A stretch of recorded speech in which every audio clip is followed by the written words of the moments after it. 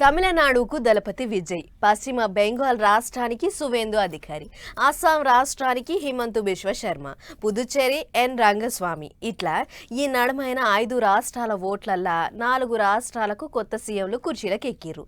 పాలన నడిపిస్తూనే ఊర్రు. ఈ ఉన్నది కేరళ. సరిపోను సీట్లు గెలిచిన సీఎంను ఎంపిక చేసేటి కాడ ఆలస్యమే అయ్యింది. అట్లిట్లా ఇవాళ అది కూడా ఒడిచింది. ఆడియాల గీసారు ప్రమాణ స్వీకారం చేసిండు. రైట్. ఇక ఇవాళతోని కొత్తగా ఓట్లైన 5 రాష్ట్రాలలో కొత్త సర్కార్లు కొలువు తీరినట్టే.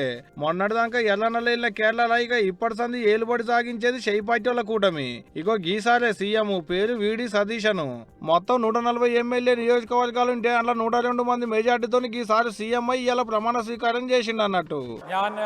വടശ്ശേരി ദാമോദര മേനോൻ സതീശൻ എന്ന ഞാൻ കേരള സംസ്ഥാനത്തെ മുഖ്യമന്ത്രി എന്ന നിലയിലുള്ള ఈ కార్యానికి పెద్ద చుట్టం లెక్కన ఢిల్లీకించి రాహుల్ గాంధీ సారు, ప్రియాంకక్క, ఇగింతమంది ఢిల్లీ షెయి పార్టీ పెద్ద మనుషులు వస్తే షెయి పార్టీ ఏలుబడిలున్న ఇగిన్ని రాష్ట్రాల సీఎంలు వచ్చిర్రు.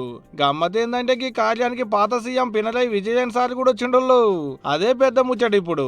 మొన్నటిదానిక కేరళకు సీఎం ఈయనే. సతీశన్ సార్ సీఎం అవుతుండని తెలవంగానే మొన్న ఇంటికి పోయిండు. ఇవాళకి ప్రమాణ స్వీకారం కార్యానికి వచ్చిండు.